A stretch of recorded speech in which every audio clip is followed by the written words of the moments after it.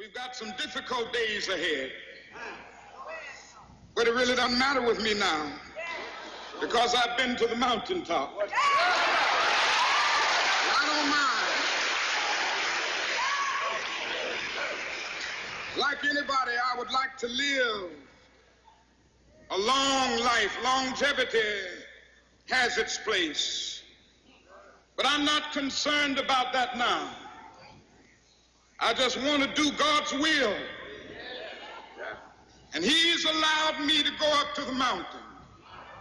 And I've looked over and I've seen the promised land.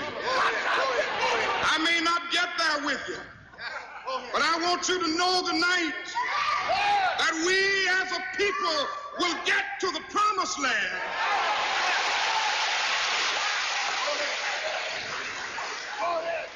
So I'm happy tonight. I'm not worried about anything. I'm not fearing any man. Mine eyes have seen the glory of the coming of the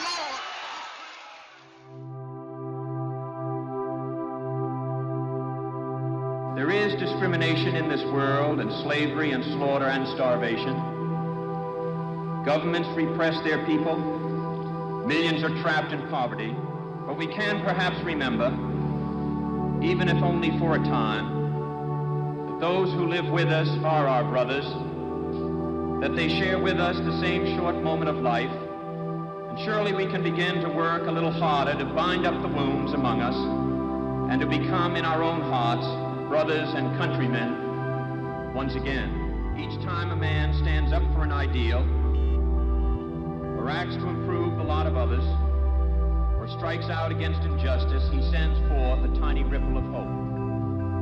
And crossing each other from a million different centers of energy and daring, those ripples build a current that can sweep down the mightiest walls of oppression and resistance.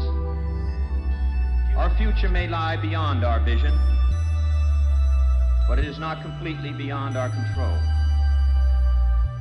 It is the shaping impulse of America that neither fate nor nature nor the irresistible tides of history, but the work of our own hands, matched to reason and principle, that will determine our destiny. There is pride in that, even arrogance, but there is also experience and truth. In any event, it is the only way we can live. The greatest nation of the free world has had a leader for 8 straight years that has pretended that he cannot hear our questions over the noise of the helicopters. The only answer we get is, I don't know, or I forgot. But you wouldn't accept that answer from your children. And for 8 straight years, George Bush hasn't displayed the slightest interest in anything we care about. And now that he's after a job that he can't get appointed to, he's like Columbus discovering America. He's found child care. He's found education. Poor George.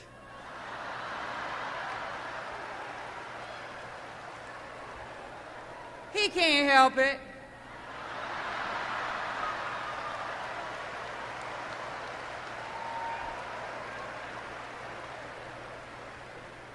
He was born with a silver foot in his mouth.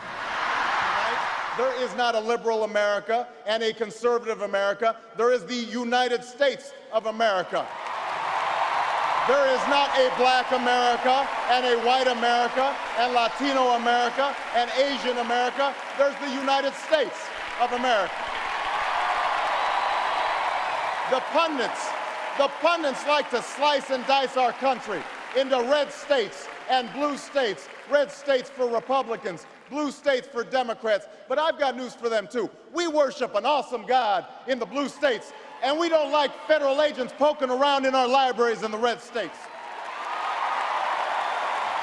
We coach Little League in the blue states. And yes, we've got some gay friends in the red states. There are patriots who opposed the war in Iraq, and there are patriots who supported the war in Iraq. We are one people, all of us pledging allegiance to the Stars and Stripes, all of us defending the United States of America. I'm asking you to believe, not in my ability to bring about change, but in yours. I'm asking you to hold fast to that faith written into our founding documents, that idea whispered by slaves and abolitionists, that spirit sung by immigrants and homesteaders and those who marched for justice, that creed reaffirmed by those who planted flags from foreign battlefields to the surface of the moon, a creed at the core of every American whose story is not yet written. Yes, we can. With that, I just have two more words to say. Obama out.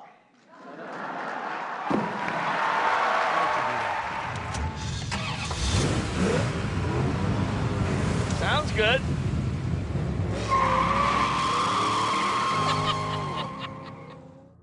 Good evening. Ella Baker, a giant of the civil rights movement, left us with this wisdom. Give people light, and they will find the way. Give people light. Those are words for our time. Just a week ago yesterday was the third anniversary of the events in Charlottesville. Close your eyes. Remember what you saw on television. Remember seeing those neo-Nazis. Remember seeing those Klansmen coming out of fields with lighted torches, veins bulging, spewing the same anti-Semitic bile heard across Europe in the 30s. Remember the violent clash that ensued between those spreading hate and those with the courage to stand against it. Remember what the president said when asked? He said there were, quote, very fine people on both sides. It was a wake-up call for us as a country. And for me, call to action. People killing, people dying, children hurt and you hear them crying. Can you practice what you preach? And would you turn the other cheek? Father, Father, Father, help us. Send some guidance from above. These people got me questioning. Where is the love? What's wrong with the world, mama? People living like they ain't got no mamas. I think the whole world's addicted to the drama, only attracted to things that'll bring the trauma. Overseas, yeah, we trying to stop terrorism, but we still got terrorists here living in the USA, the KKK. I can't believe they still hating blacks today. Cause if you only have love for your own race, then you only leave space to discriminate. And to discriminate only generates hate. And when you hate, then you're bound to get irate. Yeah, madness is what you demonstrate. And that's exactly how hate works and operates. Man, you gotta have love to set it straight. Take control of your mind and meditate. Let your soul gravitate to the love. People killing, people dying, children hurt and you hear them crying. Can you practice what you preach? And would you turn the other cheek? Father, Father, Father, help us. Send some guidance from above. These people got me questioning.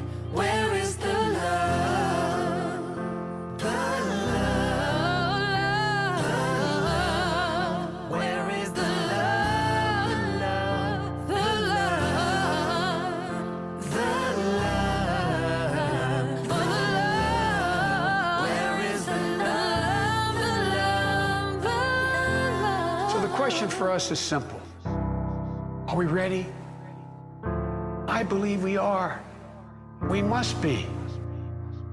We can choose a path of becoming angrier, less hopeful, more divided, a path of shadow and suspicion, or we can choose a different path and together take this chance to heal, to reform, to unite, a path of hope and light.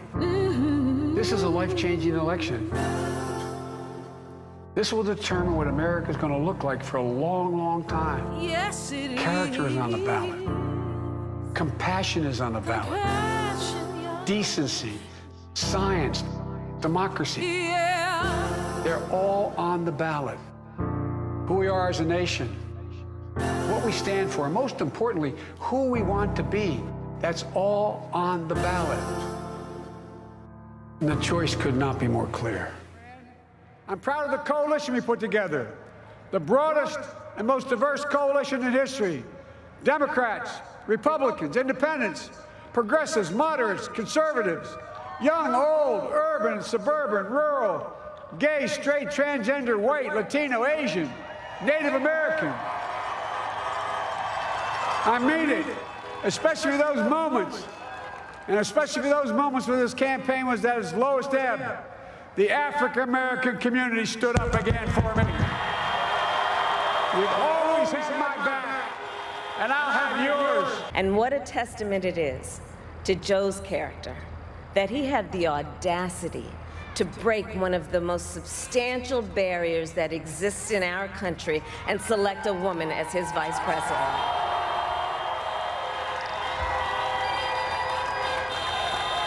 But while I may be the first woman in this office, I will not be the last. I want to be here. I want to be home. I see these people walking on the street, and I see people smiling. Their life is okay today, and mine just got completely ripped out of my hands. She was a planned pregnancy. We wanted to grow our family. We already have a 5-year-old daughter. She's always wanted to be a big sister. What does a cow say? 28-year-old Ali, an in-home daycare provider who lives in Clarksville, Tennessee, knew what her daughter's name would be: Miley Rose. She was going to grow up in a very loving home. But at a routine 18-week ultrasound, Ali was devastated to learn that Miley's heart, kidney, bladder, and other vital organs had not formed correctly. She was also diagnosed with a major brain defect. Her brain did not split completely. And as soon as she said that, I felt like all the blood leave my face. I felt my heart sink to the back of my chest. Miley would most likely die in utero, or shortly after birth. The doctor said there's nothing anybody can do. You're waiting for her to pass at any moment. After the Supreme Court overturned Roe v. Wade, removing the federal constitutional right to an abortion, so-called trigger laws that enforce extreme limits or bans on the procedure went into near immediate effect in more than a dozen states. Tennessee was one of them. The Human Life Protection Act banned abortion at all stages of pregnancy, making the procedure a Class C felony, which criminalizes providers. The law's only exceptions are when an abortion is necessary to prevent the pregnant person's death, or if they're at serious risk of what the law calls substantial and irreversible impairment of a bodily function. Even though Ali's desperately ill baby was not going to make it, she didn't qualify for an abortion in Tennessee. She was told she'd have to wait until her own life was considered to be in danger. The reason we chose termination isn't because we didn't care, or we didn't want her, or we didn't think she had a chance. If she had a chance, termination wouldn't have even been an option. That's when she decided to travel over 900 miles to an abortion clinic in Manhattan. Women should be trusted to make the decisions that is best for their situations without the interference of politicians and activist judges. If you hear nothing else, please hear this. I'm running because I love our state. I believe our best days are ahead of us, not behind us. If you want to go far, go fast, go alone. If you want to go far, go together. I love Tennessee, and I also know we have a long way to go to make sure every Tennessean realize the opportunities and success others really have access to. But we can't get there alone. We have to go together. But in the unlikely story that is America, there's never been anything false about home.